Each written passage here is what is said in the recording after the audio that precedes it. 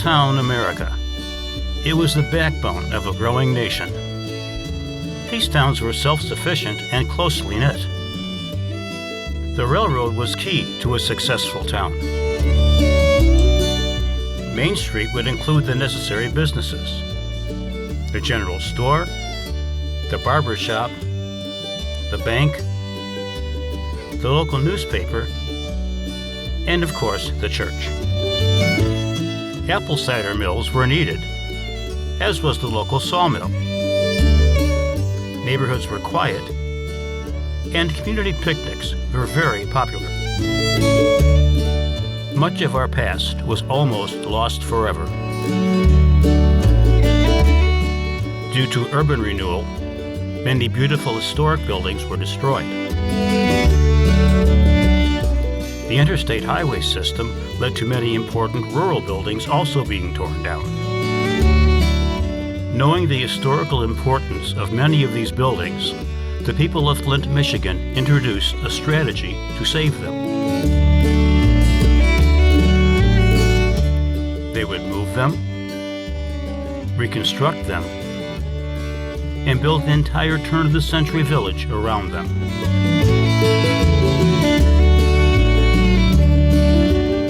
We can't relive these times, but we can experience them, if only for a day.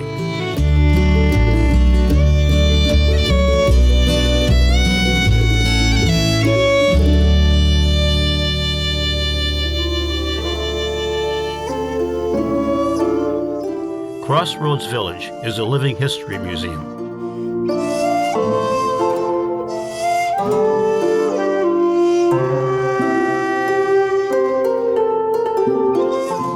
Every aspect of the town represents a slice of life from early 20th century America.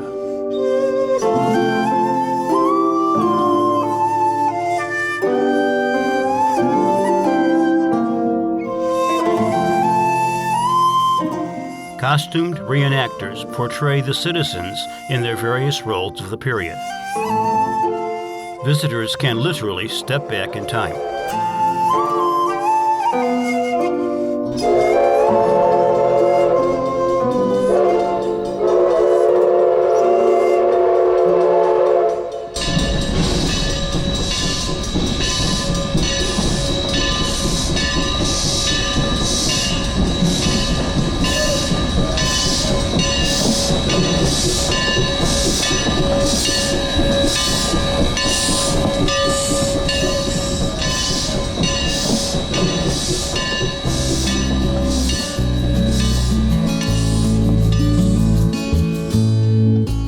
The Main Street area features many of the local businesses.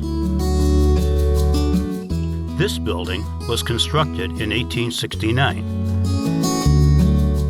It includes an opera house and general store.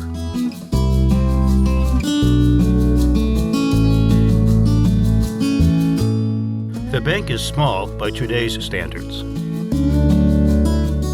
It was constructed in 1878.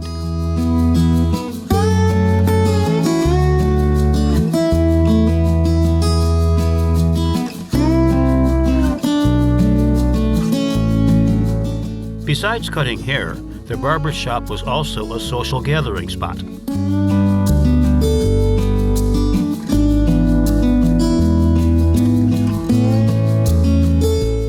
The chairs are from 1870, and the license on the wall is the first issued to a barber in Michigan.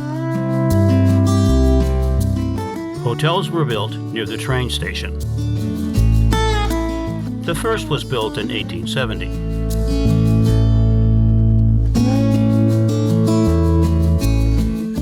The lobby was roomy and often contained a piano for entertainment.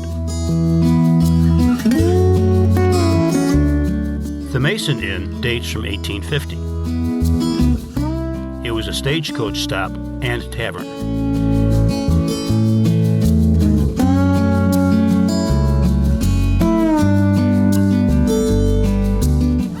Just down the street is the print shop. It was built in 1850. Okay, so this part right here is called tap testing. You just use your finger Okay. and you're feeling for movement. As long as nothing moves, you're good. It is one of several sites that provide live demonstrations. I'm gonna ink it up real quick for you.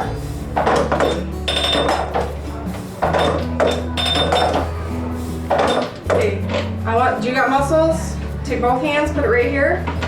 Okay, and then push all the way down like that, yep. Good job. Yay, you did it! All right. Every town needed a lawyer, and many offices were in the home. Clients would meet in a small front area just off the entrance to the family residence.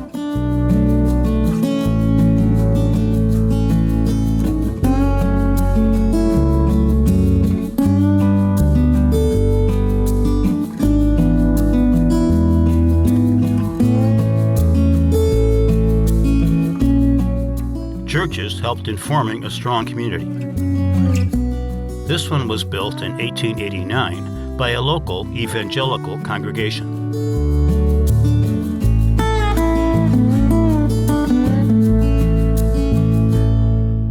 The Stanley School was moved from Flint, Michigan. It was first used in 1883. The village includes a beautiful residential area. The oldest home is a log cabin built in 1830.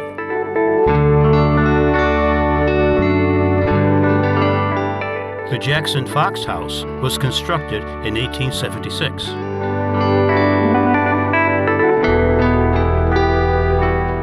He needed a large house as he had 10 children.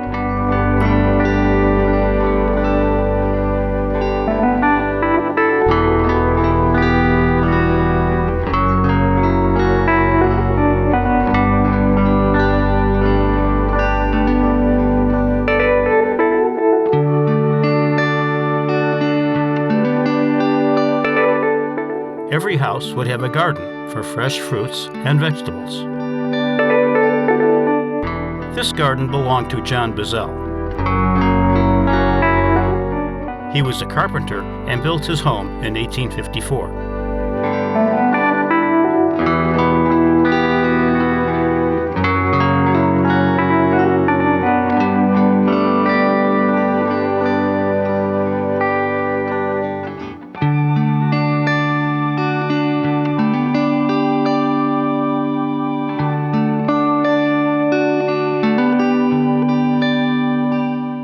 His home had the latest in modern conveniences, including a washing machine.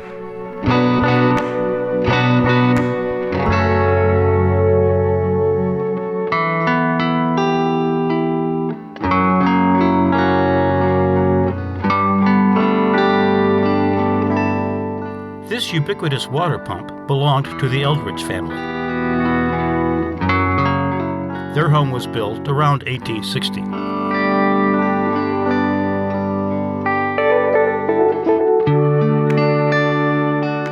Like most living rooms of the era, it would have either an organ or a piano.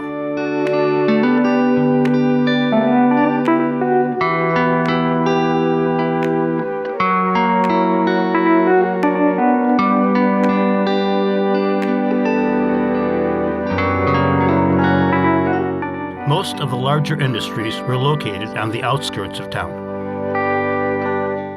This cider mill is from 1880. It could make cider and wine.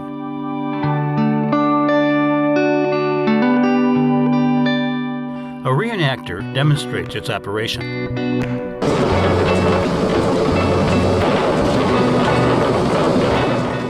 First, apples are placed in a steam press.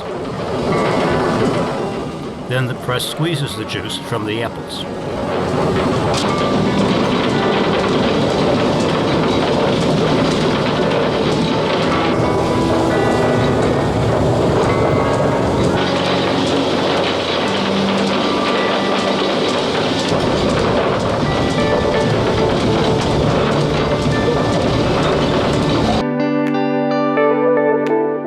The Pilsner Carriage Barn features 19th century wagons and a soon-to-be restored hearse.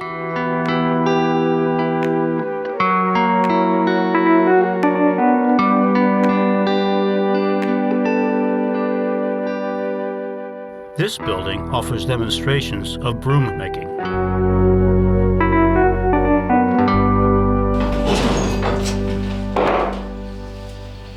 This was a job that both men and women would do. And you could make a pretty decent wage for having factories, because what we're using right now is sorghum. This here is on the lowest end.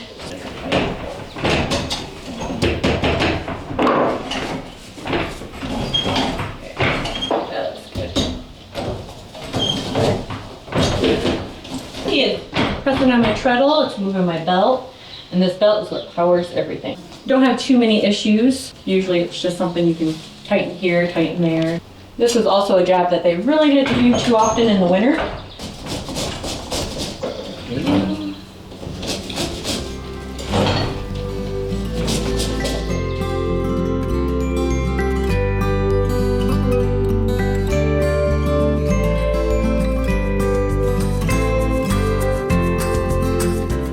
One of the loudest and most dangerous jobs was in the sawmill. Like most mills, it was powered by steam. To ensure a good and safe cut, the blade was checked for sharpness and balance. Well, rotate the blade, yeah. It was important that each worker had clear communications with each other. The drive rod first needed to be placed in the start position. Oh, we're okay.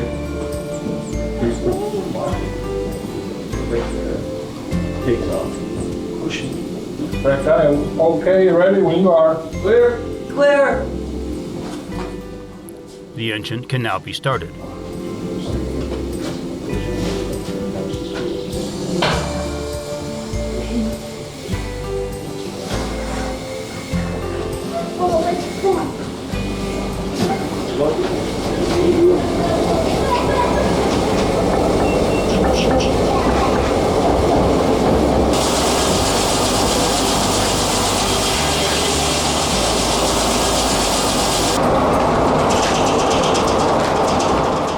The plank is lined up for the correct thickness.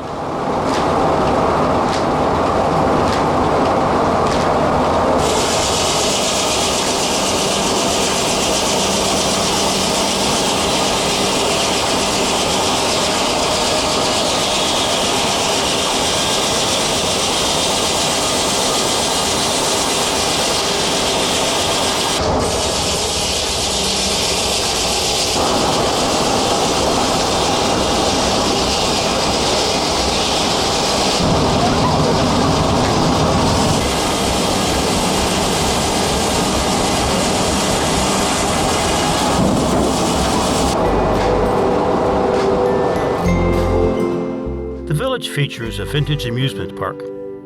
Built in 1912, the Parker Carousel would travel to fairs and carnivals. It features 36 hand-carved horses.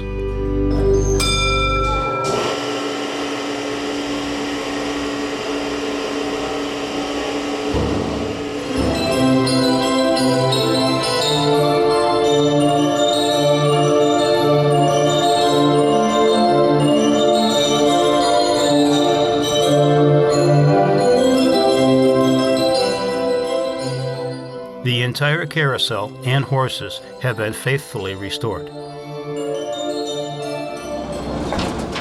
This superior wheel was built in 1910. It has 10 cabs and the original braking mechanism.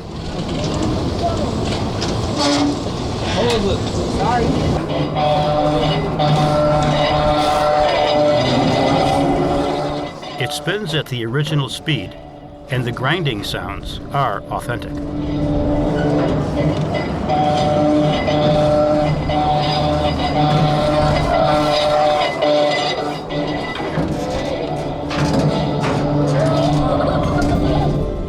Heading back into town, visitors pass the Calkins barn. It was built in 1884. Shoppers were often entertained by local buskers.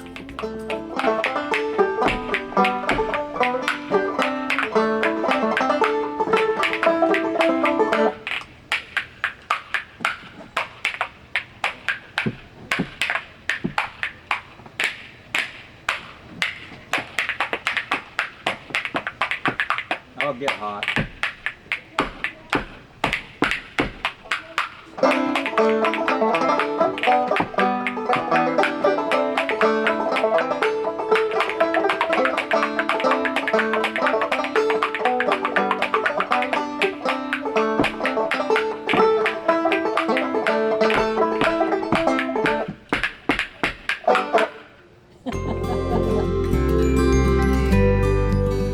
It is a short walk to the train station.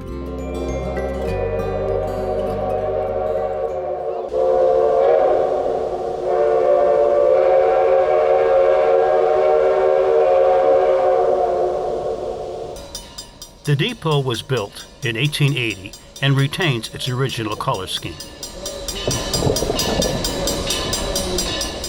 This engine is a Baldwin, built in 1920.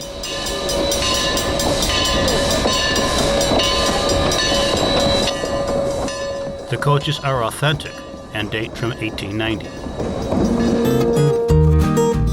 The engine needed constant maintenance and would use hundreds of gallons of water per hour.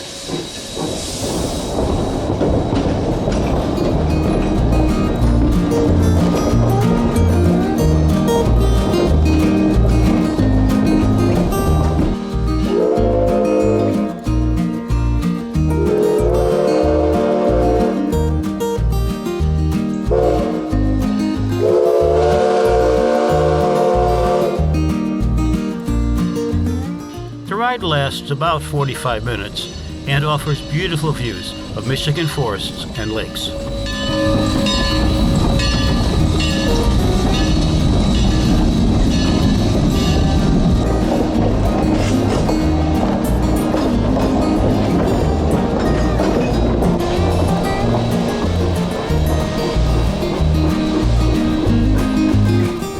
Crossroads Village and Huckleberry Railroad give visitors a chance to relive our past, if only for a day.